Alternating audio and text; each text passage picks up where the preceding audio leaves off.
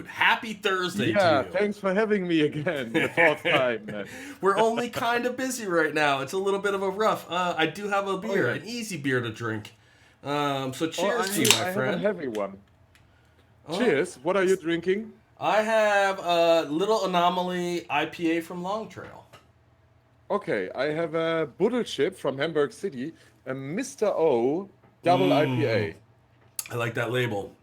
This is a good lunchtime Which beer because it's only like 3.7% alcohol, so it's basically just oh mine hydrating. mine has 7.9. Yeah, that's a little bit more German. I like it. I It's wish I almost could like a join you in a fucking high proof wine. beer right now. And I have a side whiskey. But that's it. That's it for today. So far, score Patrick's got 2, Mike's got 1. No, 0. I'm at 0. I'm maybe a half point. I get a half point for this guy. Folks, welcome. Thank you guys for being here. Looks like we got Claudio, Oleg, Vlad, Clark, Patrick, we know, Nitin, and Milan. Guys, thanks as always for being here today. We're going to look at some post work. Yes. So, because we're going to try and keep this very strictly to an hour or a little bit less, let's jump right in, shall we, Patrick? Mm-hmm. All right. Go for it.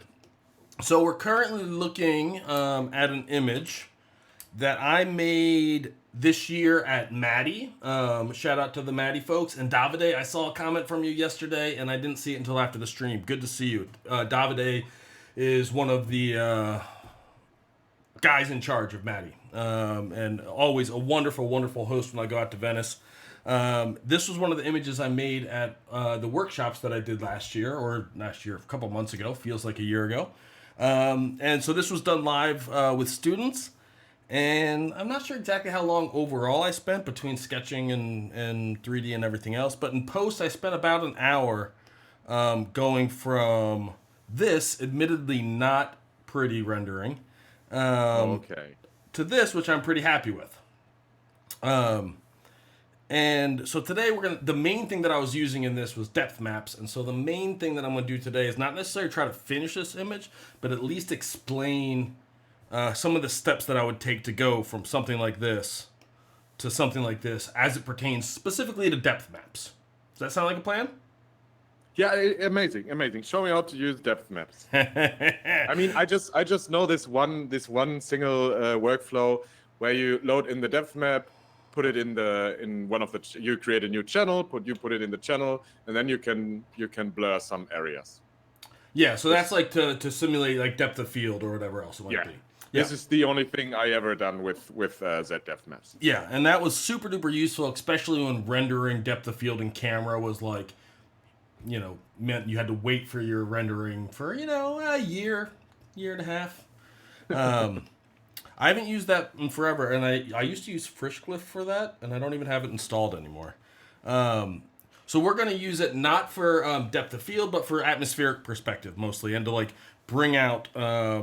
There's no depth in this image. Admittedly, I rendered this without any atmosphere or fog or anything like that to give it any atmospheric perspective.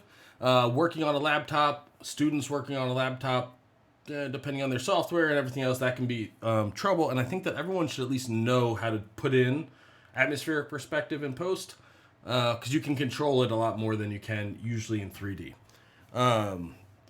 So we have basically just two, like, I almost always render out some kind of like multi-matte that we might use. Yeah.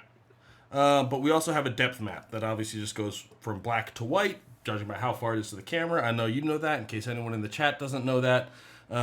Fun fact, Mike. I always render out all the channels, everything. I always render out all the different maps, but I never use them.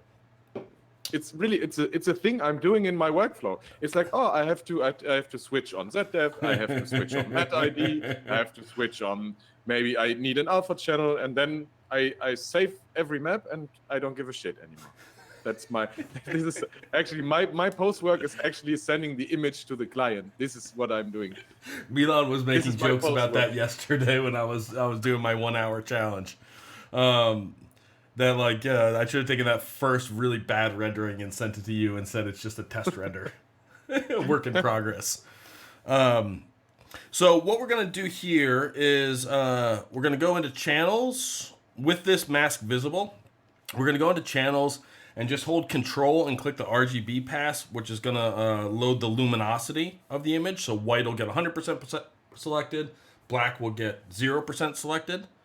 And we are just going to make that into a mask over the depth layer so that we don't have to do that more than once. So it's there and ready for us. So if we alt click on the mask, we can see that it's just exactly the same as the depth itself. So let's go and let's get a little bit of depth in here. So we can control click on the mask at any time to load that selection. And let's do the as I kind of say over and over again, like the first things that people read in an image is always like the value differences. And the fact that the blacks are kind of consistent throughout this image. I have a black plane behind the camera, so these are really, really black, but like these blacks should get much lighter as you go into the distance, especially when you're looking towards a light source. And so let's look at it in black and white. And so if we take this curves adjustment, you guys can see that, I think. Yes, you can. And we lift it all the way up to black and white. You can see that it basically looks like a depth mask layer.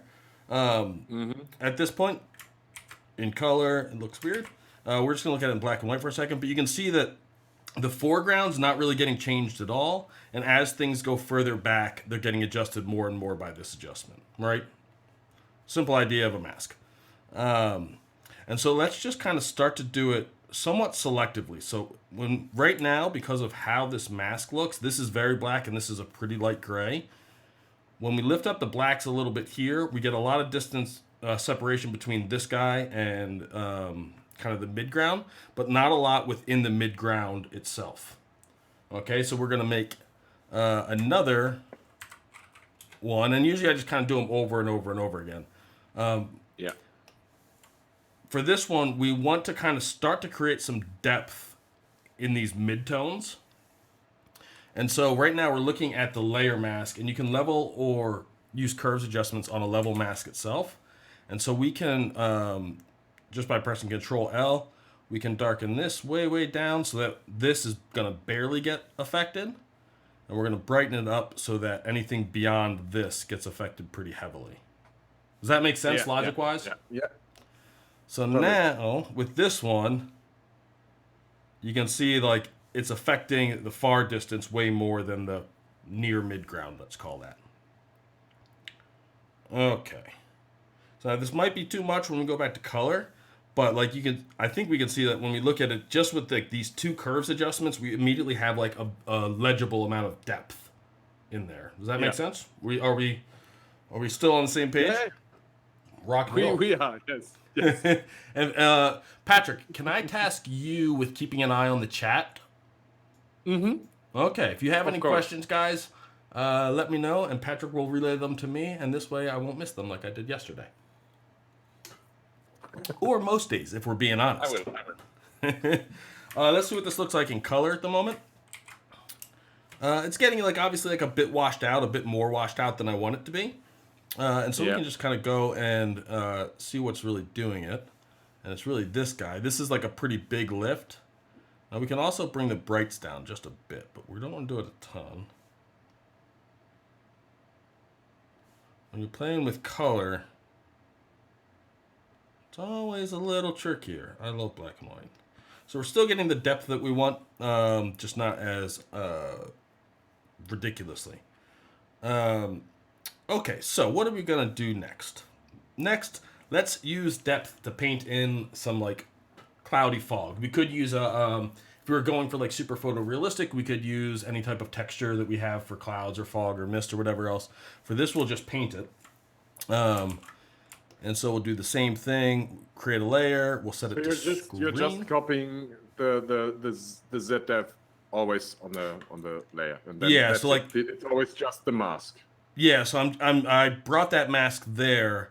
There is some people like to do this, which is take the entire Z depth layer and press screen, and then adjust it this way, which is kind of effectively doing the same thing, but you don't have nearly as much control as you would in using a curves layer. Because we could also say, If we wanted to, we could say like, okay, we want things to get going into like an orangey light. We want things to get warmer as they move into the background, Mm. right? And so we could actually introduce colors into it. Take away a little bit of blue. We can do the same thing again for this, as opposed to letting it grow to gray. We can say like, okay, let's take the blue out of the highlights here. Let's take a little bit of green out of it. Something like that. And now we're actually adding color information into the distance. And we also have the option. We can see, is it this one or this one? Oh, neither. Is that in the raw rendering? Oh, that's in... Yeah, well, we'll maybe fix that today. Did I fix it? I fixed that in the original version. But, okay, so let's go. Let's grab a cloud texture brush. Something like that. And let's say that... where do we want to start? Let's start in the foreground and work backwards. So there's a couple ways you can do this. I'm going to do it just with like multiple layers. And so I'm just going to grab a color from the sky and start to paint in some like rough clouds here. And we can adjust where those clouds are. And first we'll do it, then I'll give the warning. We can adjust where those clouds are sitting by leveling this mask. So right now they're basically behind this foreground piece and in front of everything else. Mm. If we go and we level this mask such that the blacks, and you can see it maybe kind of changing there. You're really just doing it by feel, and then we'll bring whites up. Now we've moved that basically behind this building, kind of coming out of like this ridge line. This is actually super cool, man. And I'm done. Guys, have a great... and you can just kind of do this over and over and over again. So I think that those look pretty good there, just maybe a little bit too strong. But is it let me quickly ask. Yes, is please. It the mask that you're just using? Is it like the pure ZDEF mask, or is it the one where you got out the luminosity? So because of how I set up that mask, they're the same thing. Right? So Okay. if we look at this layer, this is the actual Z-depth mask. And then this is the mask that I applied to it, right? Mm-hmm. And then so when I made this guy, we can delete that mask. All I'm doing is that I keep dragging, holding Alt on my keyboard, and just clicking the mask and dragging up, which just copies the mask onto the layer you drag it to. Yeah. Excuse me. And then what please stop coughing, Mike. Please. I'm gonna try. It's super annoying. I know. I'm gonna do it. If let's say I knew I wanted it to be exactly behind this building, right? I can Alt click on the mask, look at it, and then you can actually press black there, press white there, right? Then we have this is black. And so now, magically, having done that... Honestly, these two clicks are showing what a ZDEF map is. Yeah. Actually. So yeah, everyone, there's as much as I'm going to be able to effectively teach today, but we'll keep playing around with some other things that I use for it. Okay. But yeah, so typically, because I like to adjust, I usually overpaint things, and then I say, okay, that looks kind of nice. But let's just tone it down just a little bit, and then let's make another layer. Let's drag that mask up again. And I want to put some low-lying stuff down here, right? And so I know this in this instance that I want that to be white, and I want that to be black. All right, and then we can go in, and same thing with a brush, just grabbing some color from the sky. We can paint in a little bit of this. And we can use an eraser. There's a lot of ways, obviously, because we're using a mask, there's a lot of ways that we can deal with painting things out. It's also not set to screen, and I think I wanted a screen. No, I think I wanted this normal. But we can go in and use this guy to kind of tone it down where we don't want it. Something like that. And then if we want to separate these two, we'll just do another one. Boop. And I would say like half the time I do it this way where like I know where I want to put fog. And so I just start leveling the mask visually. Mm-hmm. The other thing that I do sometimes is like the first way where I level it just by looking at the actual effect. So I don't really have like strong feelings about whether either of those options is better. Oops. So we can go and like we can see like even when I paint over here we don't see it, but when we go up here we do, right? So we can kind of sit and paint in a little bit of fog here. Mm-hmm. Tone it way back. Let's make another one. Let's drag this up. Let's see if... Now, this is like a good example of the thing that I was going to mention a minute ago, is that we're in just 8-bit Photoshop right now, and we're leveling these masks really hard. And so one of the things you do have to watch out for if you level them this drastically, depending on what you're working on, is you need to be careful not to create fringing and haloing, which you can usually adjust. And even if you're working in 16 bits, that'll happen. If you really need to, if I was working on like a client project and I was pushing depth mask this hard, I would go back to the 32-bit, and we're going to actually do that as an example. The 32-bit, it's really the only reason I save things in 32 bits is to be able to level the depth mask without banding. We'll look at that in a second. All right, and so we want that a little bit more black. So this is creating distance between this ridge line and this tower. I don't know whether I actually want that there visually, but you know, we're not actually trying to make a cool image. I find that really interesting that what you've just shown. So you're going to the in the mask, and then you're just leveling out the blacks and the white. So in this way, you're just having the perfect mask for putting something in an area you like in terms of depth. As long as you can separate it from, as in depth from the camera, then so you can, super simple. This is actually something I didn't do before. Really, I mean, maybe people are laughing. I didn't do that before. It's a lot of I don't. When I've taught like these types of things to 100 or so students now at my workshops, maybe a little bit more, and most of them haven't worked with it in this way. But it's super powerful, and the other thing is that we can do... I have to find an EXR for us to quickly look at leveling. But, like, see how contrasty this guy is? Or not contrasty, saturated? There's a couple of ways we could get rid of that. We could go to this mask and separate it. You might not have that mask. Sometimes it's just a part. You could use... you can use this the same way, which is to say... you can take this map and you can invert it, right? And then level it. And so now we can go, okay, we want all of that. We don't want any of that. Let's do that again because I pressed the wrong button somehow. You can get almost every fucking alpha map for it, right? Pretty close. From it. So this is quite cool. So yeah. Like most of the changes that I like to make in post tend to be related to creating depth in an image, right? And so I do use these a lot, right? Because it allows you to like fine control things. But if I could only have one, I would lose the multi-mat and I would keep the depth map. Okay. Because we can also do the same thing. Like this front foreground piece is super duper black. So we can take that same map we used last time and we can say like, let's not completely wash it out, right? But I can do whatever I want to this and it's not going to affect the rest of the image super simply, right? So we can just make it a little bit more light. Let's, what time is it? Mike, Eugene is in the chat and he is asking, Mike ever tried using a deep EXR file?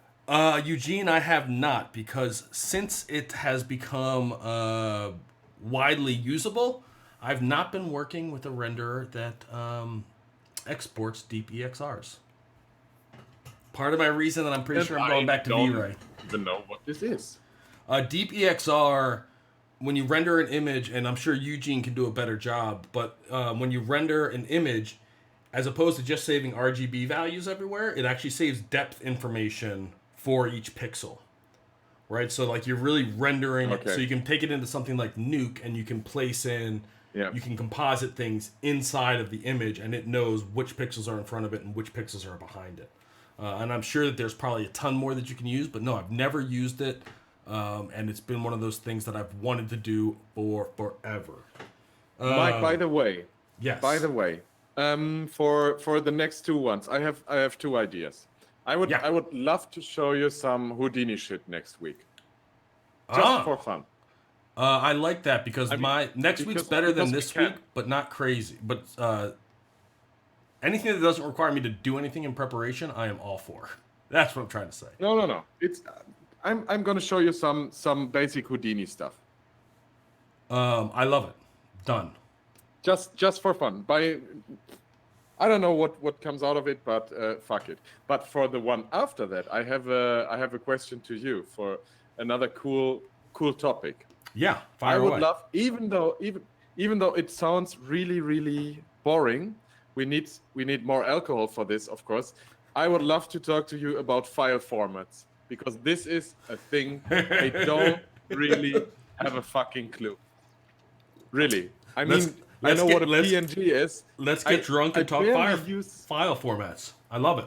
Yeah, like really, like the basic principles of different image file formats. This is something I don't have a fucking clue. I'm selling images, but we should talk. We should think of something that's intrinsically interesting to talk about whilst we have our initial whiskey, and then once we're done those whiskeys, we'll transfer into file formats. Okay, so this is obviously... Let's get hammered and then talk about file formats. Beautiful. Okay, so this is a different image. This was the cover I made for Kit Bash, but this is a 32-bit EXR file, full floating 32 bits. And if we take this, let's say we wanted to separate something super, we're going to get really crazy. We're going to try to separate this little piece here. Oh, you probably can't see that. These pieces here from this one here using the depth mask. And if we go, and this is a super heavy leveling, right? And we say, okay, and then let's level it again. Sometimes it's when you're going this close together. Sometimes it's easier to go like that. Oh, I painted on here somewhere. Woohoo. Right, you can see that we do, pushing the 32-bit that hard, we have like a little bit of banding, right? But nothing major. We're way zoomed in. That's still a pretty smooth gradient. Let's do the same adjustments, but let's do it. This doesn't even have to be in, what's it called? Oh, God. We can do this in 16-bit, and we still have these problems. Watch what happens now if we try and separate the same two things. We say, okay. Black. White. You can already start to see the banding there, and it only gets worse from there on out. Right? And then if you were an 8-bit, it goes even worse. Right? 8-bit, 16-bit, and 32-bit is just how much data it has in between points. That actually looks better than I thought it was going to in 16-bit. So just to explain how bad this can get, let's try it in... Oh, that's got banding and noise in it at this point. Right? Can you guys see how bad that looks at this point? Right? That looks pretty bad. And then if you level anything or adjust anything, you're then introducing that noise or that banding into your image. So just be aware of it for sketchy stuff. I don't even look for it if I'm leveling masks really hard for anything that is going to get printed big or is going to a client. I am very mindful of how heavily I'm leveling masks, or I'll take that 32-bit EXR when I first start working on it, and I'll level it 3 times so that I know I already have all of the range that I'm looking for. If I know what I'm going to do. So back to, I feel like we've gotten a lot, so with these quickly made layers, we go from this image, no depth, to something which is actually starting to feel like it's got a bit of depth and atmosphere and actual light in it. But is it like when you're creating the first like the raw render? Is it like that you're putting out the ZDef map and you don't give a fucking shit about the actual depth because I have the ZDef channel and I will tweak this like this and this and this, because in my process I would always render it and then I see, oh fuck, it doesn't have any kind of depth, and then I'm trying to tweak everything in the render, in the engine. So this is my project, my process. So for me, for pretty much every rendering I do, there's some amount of atmosphere in frame. Like this was rendered this way explicitly so that I would have to teach adding all of it. My feeling, because I'm obviously very comfortable working with depth masks and adding in atmosphere, one of the things that I'm always kind of thinking when I'm working in 3D is the atmosphere getting me closer to where I want to be or further? And will it be quick if it's kind of getting me there but not quite doing some particular thing I want it to do? Well, then in that case, I'm going to go ahead and just leave it and paint it in, right? Like, because I know what's easier in either one, there's not like a set answer. It depends on almost every case. Yeah. Does that make sense? Yeah. For whichever one I think is going to be easier or look better, right? Or hopefully both. Do you also, like, super stupid question, but when you're rendering a high-end interior image, like a luxury apartment, whatever, doesn't matter. Are you also putting out the ZDef always? Yes. Always. Because I simply couldn't imagine what you would use it for now for an apartment or for an. I'll give an example. I think. Okay. While I'm thinking of it, I do want to show one thing that you can use. Mm-hmm. You can see how there is a ridge line here, right? In this image. Oops. Let's move you over. There is a ridge line coming down here, and there's not one here, because in geometry there is no ridge there. That's just smoothly going through. But we can change that. We can taint this. And we can say, okay, I want a ridge line that comes somewhere down here, and now we're going to start to see this get banded again. Let's see. We want the blacks to get somewhere here. And here the banding is actually going to help us a little bit. Right? We can see that we're basically separating two very, very close values. And I'm going to do it twice, actually. Right? To get as close as possible to an actual line there. And then that one we're going to have to fix, and there's a bunch of ways that we can fix it. But now that we have like a hard, what is technically like a low quality line, we can go in and we can just say, hey, look, we have a ridge now. Right? Like, not the most beautifully, whoa. Somehow I set my...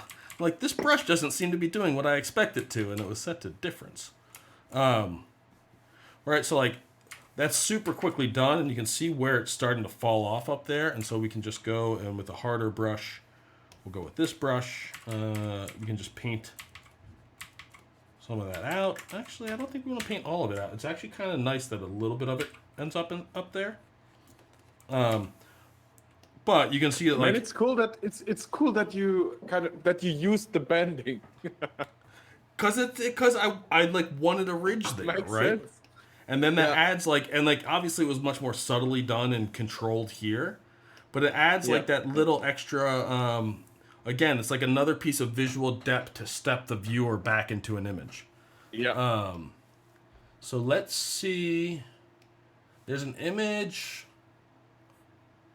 Let me see if this has stuff in it. Has depth. I'm going to go to an old one because it's the first one that came to mind where a little bit of depth, I think, went a long way.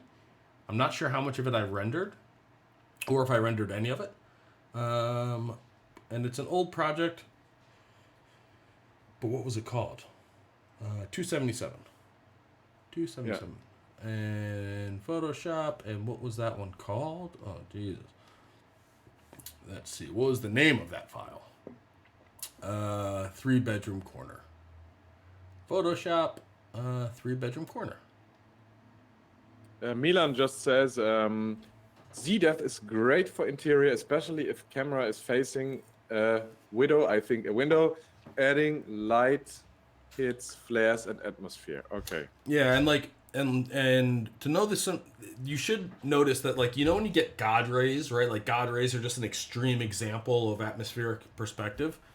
You can only actually photograph God rays when you're looking towards the sun, right? So if you go into a forest and you see like the beautiful God rays coming down, if you look towards the sun, you'll see it, and if you look in the back way, they'll be completely absent because vapor in the sky tends to refract more than it reflects. And so whenever you're backlighting a subject, or even the light's at least a little bit askew to the camera, you'll get more atmospheric perspective visually than you will if you have a camera or a light that's behind it. Okay, so let's see.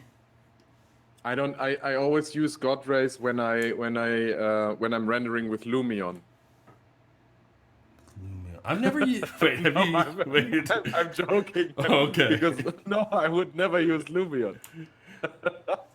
I feel like I keep hearing more about Lumion recently. Oh, I thought I used depth for this, and it looks like I painted more of it. Honestly, I'm really not a big. Maybe call me the scared artist, but I'm not a big fan of things like Lumion and shit, because it's this out of the box democratized rendering solution shit where every architect thinks he's a cool render guy and he uses it, and you even use WASD controls, which is quite funny, but man, the stuff that comes out of Lumion is it's improving, and it's a quite decent quality. You should check their promo videos. Yeah. But honestly, this is for me, not the actual what how do you call it, the actual craftsmanship. Yeah, I mean, and I gotta be honest, I'm actually excited to see more and more products that help architects make better images before it comes to us. I think it's gonna hurt some ArcViz studios depending on kind of like where your quality level sits, but there's nothing worse than like going through making an image and then you show it to the architect or the developer or whatever else, and they're like, "Oh, I didn't think it was gonna look like that," right? We need to change the design. And it's like, well, that's well, at least I tend to be on the marketing side of things professionally. Like, that should have been figured out before it got to me, right? Like, I want you guys to have a very clear idea of what the space is, and then I'm just going to do my best to make it look beautiful. That would be amazing. I mean, it's even tough to find architects who actually plan their buildings in 3D. I mean, less like that's becoming more prevalent, thank God. But yes, maybe in the States or in the UK, but in Germany is not, because I heard that in the UK, I think it was in the UK, correct me if I'm wrong, there's an actual building law that is when you hand in all the paper to the authority for the building permissions, that you have to hand in a BIM model, like a completely checked BIM model, which is amazing. Yeah, and that's not the case in Germany. So a lot of times when we get plans, we get just elevations. So we get the elevations, and I think, okay, let's model the building. Yeah. And even in these elevations, the south elevation, the building is higher than in the west elevation, because a lot of architects are still planning in 2D. They're planning the whole building in 2D, and this is something even in my studies I never really got, because it's the most fucking three-dimensional job in the world. Yeah, it's architecture. It's literally that's your job. You're designing space. The product is not two-dimensional. There's I remember from back when I was in architecture school, who designed architecture? I think it's theater. forget what it's called. Well, I want to say it was maybe Gensler. Yeah, who designed this? What's it called? Grimshaw. Grimshaw gave a talk. They designed this building for Rensselaer Polytechnic Institute. I'm pretty sure I'm telling the story that's about this building, but it looks like a Revit tutorial. it kind of feels like a Revit rendering, but Yeah. but they were saying that on like an average project of that size and complexity, it's like a performance center.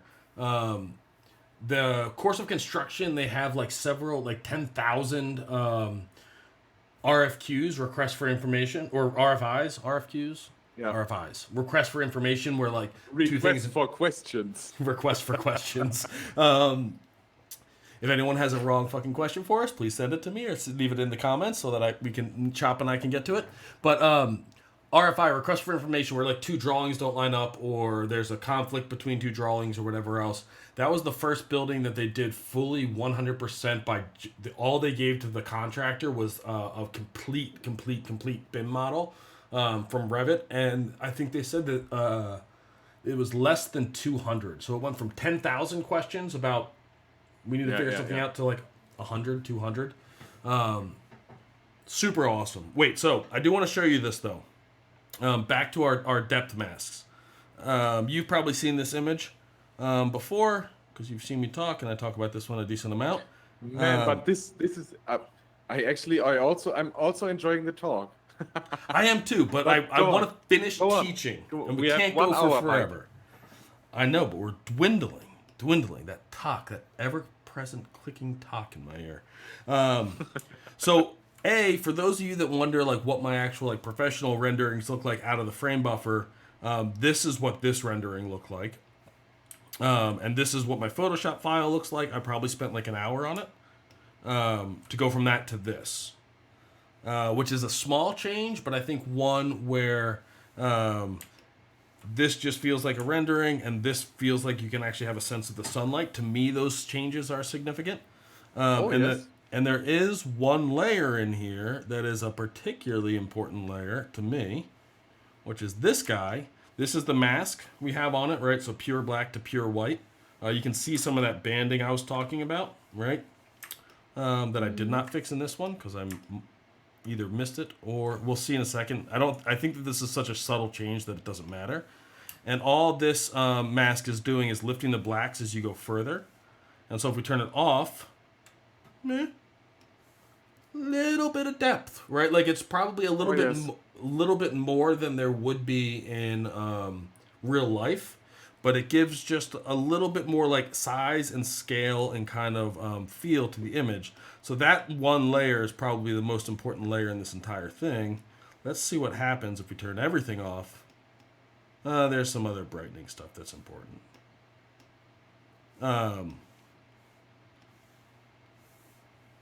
But not much. Like, let's look at everything above this. Those are all little tiny tweaks, right? Yeah. And everything below this layer.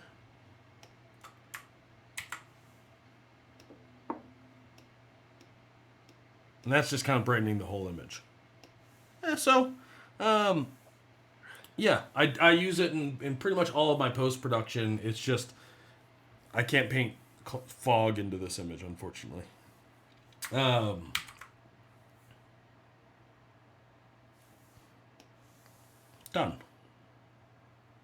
Yeah. Yes, done. No, but completely got it. This is the amazing overview about how to use it. And for me, the essence of everything is that you can level the shit out, and then you have different masks for different depth in the exactly. image, So which is amazing. It's basically letting me work in 3D and 2D, right? Because I can think about things not just in X and Y, but how far that they move through it. Yeah. And I'm pretty sure if we look through like the more complete Photoshop, like all of these masks that you're seeing, right? And it's again kind of like the same workflow of, I'm just gonna make lots and lots and lots of little layers. There, that one I grabbed. This one's a depth mask, depth mask, depth mask, depth mask, depth mask. It's all basically level depth masks all the way through. Can you say it really quickly? Depth mask, depth. No, you couldn't even say it Okay. twice. Depth mask, No. depth mask, depth, depth. No. No, I can't. The answer is no. No. I knew that before I not tried possible. it. I'd Okay. have to practice that one. I think after in 1 or 2 weeks, when we can have a bit more of the thing called alcohol, we can try again. I mean, that might be one of the ones that gets easier. You never know. Yeah, this can be the topic for the whole evening, Mike.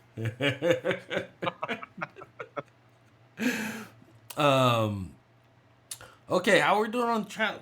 I don't know if I have like anything else specifically. Specifically, I to have a show. question. Yes. Okay, that's wonderful. And it's a challenge for you because Okay. I for myself I learned about the ZDF map.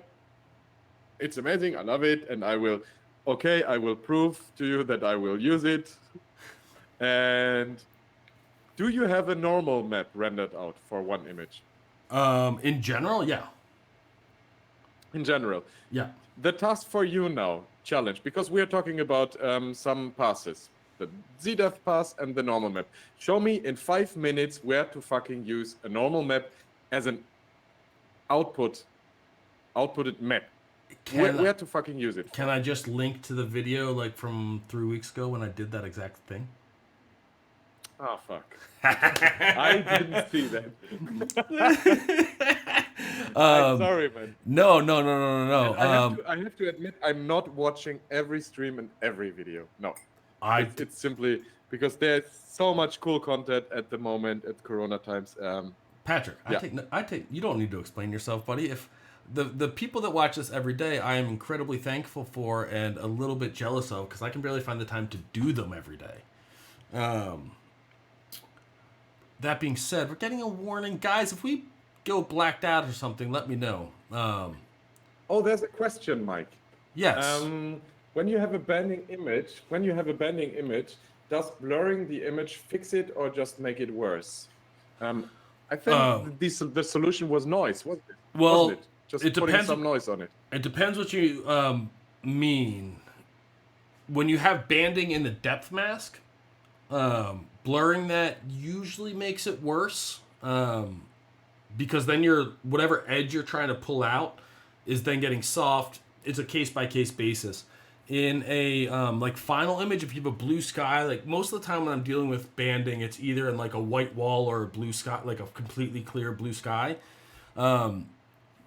That I handle in one of two ways, and it always ends with noise. And we might be freezing a little bit, or maybe I'm just opening too many files while streaming. Yes, it's lagging a bit. Yeah, but I think we're still. But yeah, so like in like a blue sky, I'll tend to blur the image, blur the sky, mask it out so that we don't get any blurring of anything else, and then add noise and then paint it in over kind of like the blurring lines. But I don't know like of a one-click solution. If just adding noise to the whole image, like 1% monochromatic noise, sometimes a little bit of chromatic noise, like less than 1%, will fix the banding. And then after that, I tend to like paint and add noise specifically to cover up banding. Mike, I hope I get the name. I say it right. Nitin Wadwa. I'm sure that's better than I said. We love to watch you every day. Oh, guys! So I guess it's a compliment for you, Mike. You make me very happy, and they're here watching you as well, Patrick. And I appreciate your company every single time you're on. I will say that this image that you're looking at right now is the image I made. I don't think I got this far live. I think I got. Oh wow, my computer doesn't like something.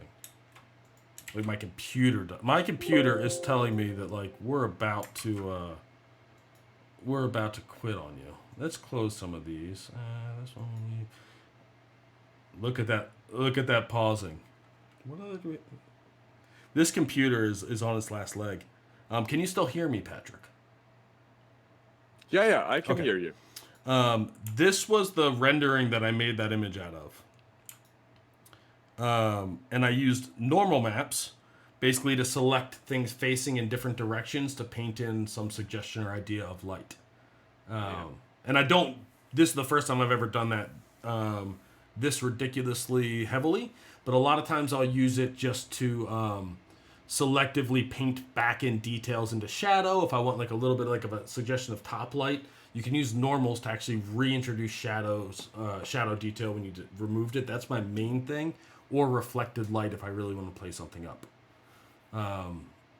My computer's pissed. I'm going to close Photoshop. Oh man, we're close to an hour. We have so many rants left. We've done so good, and I feel like we did a good job today of staying like on topic enough to have done what we tried to accomplish, and we didn't run over time. Yeah. I think you're frozen, Mike, but I hope people can hear you. I can hear you. You are frozen. My computer hates me. We're both frozen, but I guess people can hear us. Maybe, hopefully. We're looking at a big... I don't know what's going on. My computer's pissed. I can hear the fans from my GPUs for some reason. You are still frozen. I am frozen. So this is a my computer issue. I'm frozen in a really cool position. And you too. That's actually not a bad freeze frame that we've gotten here. No, it's cool. Let's screenshot it. It's the coolest. Yeah, because you're always... I mean, one is always looking like a fucking jerk when one is frozen. So... well, yeah. Most of the time, that is correct. So this is cool. But yeah, so that's frozen. My mouse still works, so it's better than... I don't know if you were around 2 days ago when Chop and I had all these issues on the day that Chop was supposed to be here. Yeah, I saw that it became a book discussion, and the day after, yeah, of course. Yeah. Yes, we had a lot of fun, but this computer is giving up the ghost. I don't know if they can even see my screen, but here's I'm just gonna pull up this image because it's handy, and I'm happy. This was the end of the 1 hour episode yesterday. Yes. It's actually quite funny because we are frozen, but you're sharing your screen properly, yeah? Oh, okay. So it's something with GoToMeeting or my computer or who knows what else. And do you know what's really funny now is that I am seeing you in these GoToMeeting app, but my YouTube stream where I have the chat is faster than the GoToMeeting. I mean, I feel like we just broke the laws of physics. Yes, man. Yes. This is fucking... Yeah, this is gravity waves, man. Yeah, this is weird. What the fuck? Okay. But hey, it happened at a perfect time because we're just about done anyways. What else? So next week you're going to teach me some Houdini. Yeah, just some Houdini fun. Because Tanya was telling me when I was teaching Tyflow that I was so at first I was so focused because I was so nervous. It was my first nerd rant with you. That I was focusing on what to do. I think we do a freestyle Houdini session. I think we do freestyle. And I think you think of one thing to get it. Like, I feel like today worked well because we had one thing to cover. We were going to cover depth maps in Photoshop. I tell you, I show you some easy stuff, the stuff that is really quite easy with Houdini, because Houdini is not easy, as everyone knows. I show you some vellum stuff, some basic stuff, because I'm learning Houdini for 2 years now, and even I'm really not an expert. I know how to do cool stuff with it, and I just show you some. I think about one topic, and we call it Houdini freestyle session. Awesome, I love it, and then we can have a couple more beers. It'll be a bit more laid back. Oh yes. Oh, yes. Excuse me. I am a huge fan of that. I do want to say really quickly, I want to shout out Fabio and Jason. They have Matthew Bannister coming on in about 5 minutes, roughly 5 minutes Italian time. Yeah, which 3 cool guys. Right? So 3 cool guys. I'm sure it's going to be a great conversation. There was a scheduling conflict with this live stream, and they pushed it back an hour so that everyone can see both, which makes me super duper excited. And Jason, I don't think you can post links in the chat. I don't know if I can post links in the chat right now. I think it's on Fabio's channel. Let me pull it up, and I'm going to post a link in there.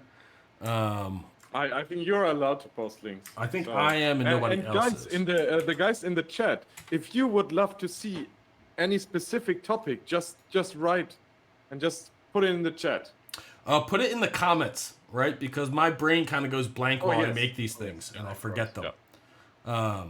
But yes, absolutely. Any suggestions? We can only come up with so many things.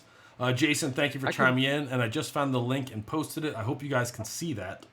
And so that's going to be next. And, Matthew is a dear friend of mine. Obviously, I got my start at D-Box. I don't know what they're going to be talking about, or if they're just going to be casually chatting, but I'm sure it's going to be good. So I very much hope they aren't talking. We could just see them moving, but we can't hear them, and here it's the opposite. But yeah, so I'm gonna head there to listen, and I'll be in the chat whilst getting back to client work. Patrick, I know you can't see me right now, but thank you so much for being here again. Thank you, Mike. I really enjoy it and appreciate it. Cool. But otherwise, I think we just got some awkward boops to do. Unless you got anything else, bud. You want to play us out with some boops and beeps? What do you mean by boops and beeps? Jason just had the idea that we'll talk while they mime. Okay, got it. To end the stream in YouTube, you have to press 2 different buttons, and it's always a little bit awkward, and I'm never prepared for it. So now the sign-off is just a boop and a beep while I press the 2 buttons. And okay, do the boop and the beep. Okay, I'll do them. So we got boop. And thank you guys for staying with us. And they're still amazing. On. That's why it makes it awkward. Thank you guys so much. Patrick, thank you. See you all over on the D2 channel. See you next